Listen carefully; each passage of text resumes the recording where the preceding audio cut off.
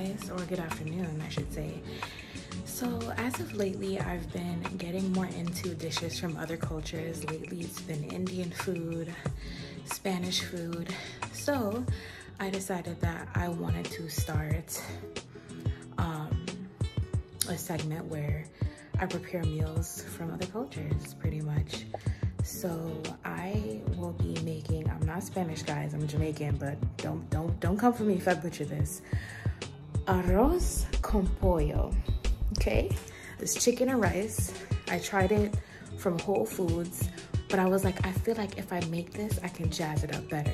It wasn't bad, but I definitely was like, I want to make it at home. So that is what we will be preparing today. So right now, we're gonna just dive in and get to work. All right guys, so we're gonna start gathering our ingredients for our fresh sofrito. You can buy the store-bought version, but we're trying to stay true to the roots here, so we're gonna make it fresh, okay? So as you can see here, we've got everything diced up off camera. What you're gonna need for the sofrito is a red bell pepper, Cubanelle pepper, white onion, garlic. You're also going to need some green bell pepper, tomatoes, and Italian parsley and cilantro. Now, everybody makes their sofrito different. This is just a recipe I found online. So we're gonna go ahead and add all of our ingredients to our blender, and we're also going to incorporate some extra virgin olive oil and some fresh sea salt. Okay guys, so we are gonna go ahead and start working on our marinade for our chicken. So I'm gonna go over the ingredients for the marinade. You're gonna need some extra virgin olive oil, some chicken bouillon, ground cumin, some sazon, the lime, and the sofrito that we made. So let's get started.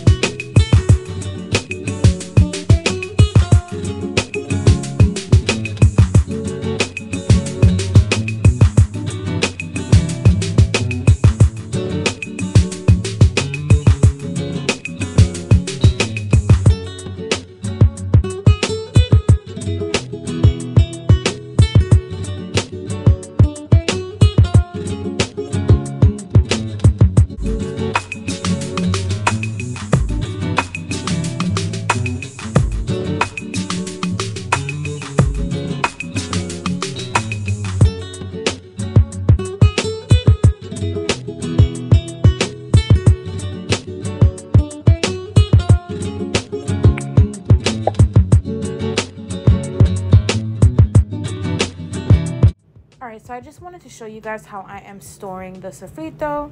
So I definitely don't want this to go to waste. It's flavor packed. It's similar to our green seasoning back in Jamaica, except we put scotch bonnet, pepper, pimento, thyme, all that other stuff in there. You can season it, use it to season your meats, your rice, anything that you're cooking, seafood. Like I said, it's flavor packed.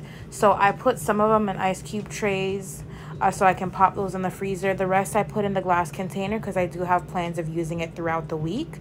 So if you want it to last you a little longer, if you don't cook too often, I recommend to freeze it instead of keep a little bit out in your fridge for what if you know you're cooking throughout the week, but freeze the rest so that it doesn't go bad. And an easy hack, a nice hack, is to put them in ice cube trays.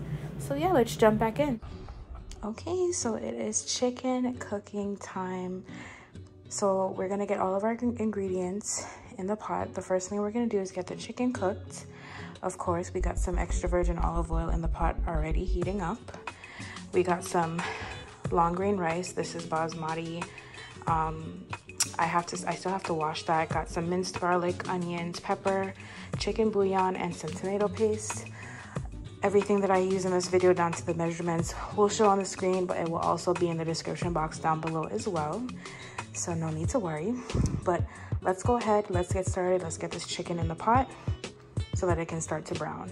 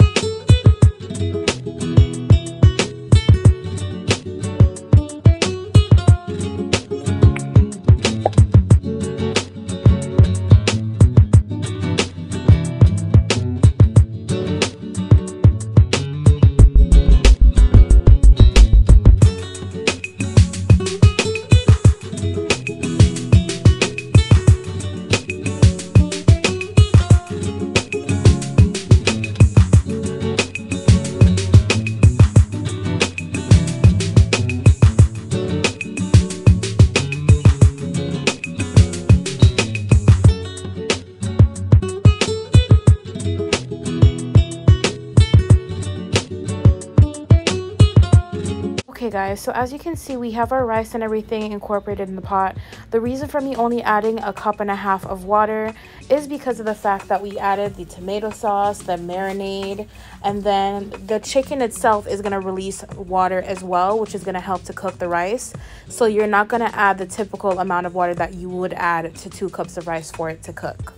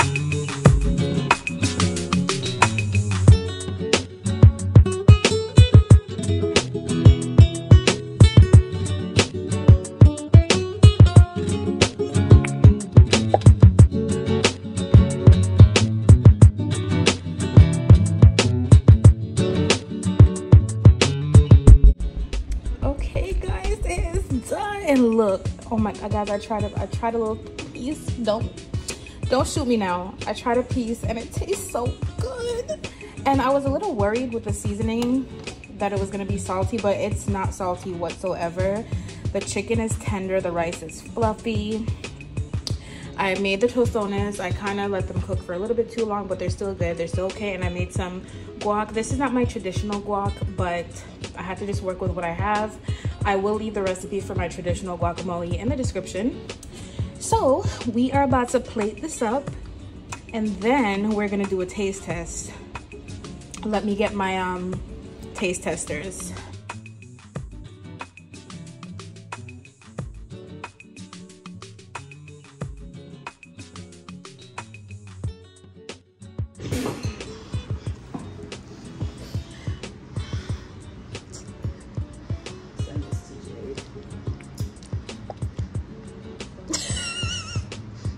What's your review?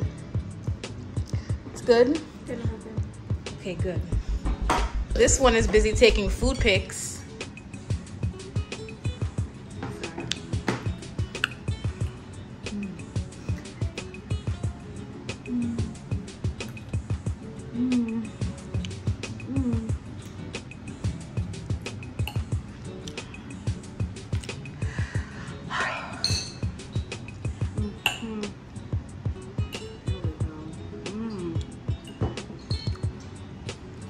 Let me let you get this bite in. What's your review?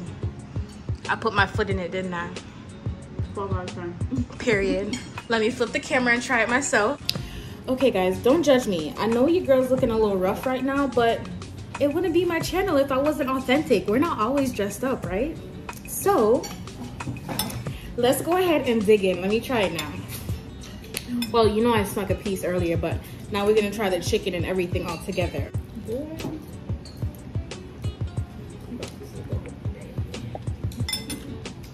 Oh my gosh. So flavorful.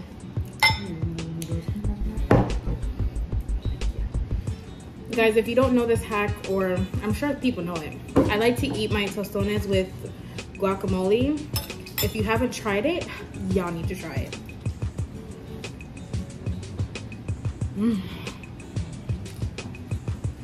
So good. Y'all hear them? You know the food is good when they quiet. Okay? Hold up, let me flip the camera so y'all can see this. Savoring every bite, every flavor. Look at this. Anyways, I'm going to dig in. I hope that you guys enjoy this video. I don't know what dish I want to cook in my next segment of Imani Cooks an International Dish. But let me know in the comment section down below and I'll definitely take a try at it. All these recipes I'm finding online. So again, everything that I used in the video will be linked in the description down below. I hope you guys enjoyed the video. See you next time. Bye.